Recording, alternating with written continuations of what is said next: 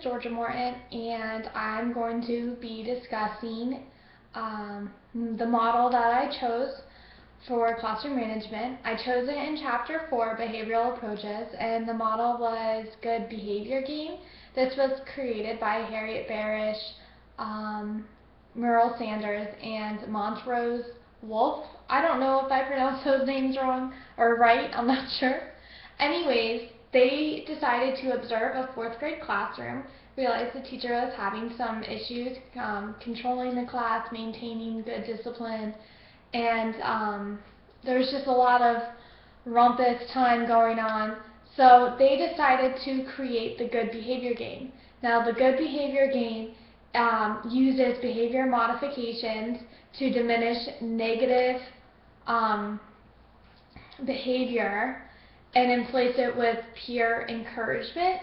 Now that means that it's just taking away the bad behavior and replacing it with rewards and good social skills and whatnot. So what happens is a teacher splits the class up into groups of 3 to 5 students. I wouldn't go more or less than that. Too many students gets to be too rowdy, too few students isn't very helpful. So I think 3 to 5 is the optimum group size, unless your class is just crazy huge. Then obviously you might need to make it a little bigger. So once the groups are made, the student and the teacher create a list of rules for the classroom, such as no chewing gum, no getting out of your seat unless you're asked to, no talking out of turn, simple things like that.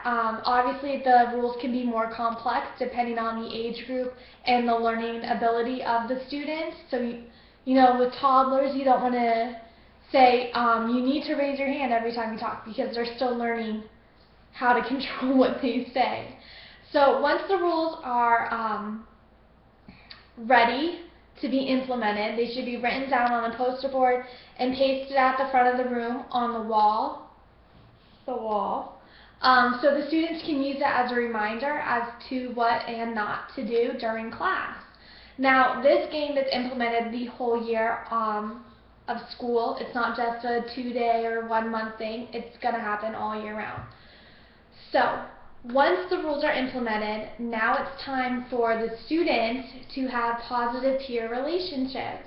Now positive peer relationships are what's going to help them create those great social skills for their future career and life and all that and whatever else they want to do. The positive peer relationships will help them create bonds with their classmates. I know for every job I've had, I've always had to work with other people, and I've always had to give positive feedback, and I also had to hold them accountable, like, oh, you shouldn't do that, you need to go do this instead. And that's what that is. It's just holding the student and their classmates up to a higher standard so that they don't fall behind. Because if one student from the group breaks a rule, they get a point added to that team. The whole team has to take the fall for that one person breaking a rule. So, and at the end of the week, the group with the fewest points gets a reward. So clearly you want to make sure to get that reward as often as you can, meaning you're going to want your classmates to not talk, raise your hand, don't get out of your seat, Jimmy, little things like that. And it's going to help them build and become a better person. Another thing that the Good Behavior Game teaches kids is teamwork, team memberships.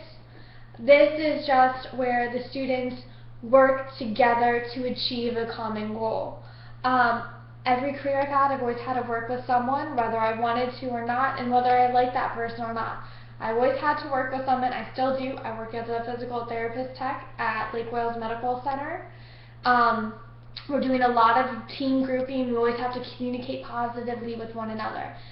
So the Good Behavior Game is going to teach students at a young age how to work with others. Whether they want to or not, it'll help create good social skills that will carry them for future careers, because every job is going to have one day a task at hand that's going to make them work with another coworker. So this will just help them become a better, more positive, more confident team member. Now, The good behavior game talks about rewards. There should be daily and weekly rewards for students, and these rewards need to be natural and in the school setting. So they give them 5 extra minutes of free time, they get to play board games if they want, listen to music during lunch, they can use their phone during the free time. Simple things like that that kind of get the student excited, because not everyone gets to listen to their iPhone, or not everyone gets to play Angry Birds or whatever they want to do. I would stay away from the no homework policy. That's not always the best, because students still need to learn their assignments, understand the material, so not having homework is a very bad thing. I wouldn't recommend doing that. But simple things, the book provides a lot of examples as what is a good reward in the school setting. Now, the book also mentioned that daily and weekly rewards are still positive and beneficial for older students. I disagree with that. I think once students are in the secondary school and they continue on, and the good behavior game is still implemented and reiterated throughout each teacher each year, I think rewards need to be starting to come down. It's almost like weaning off of it.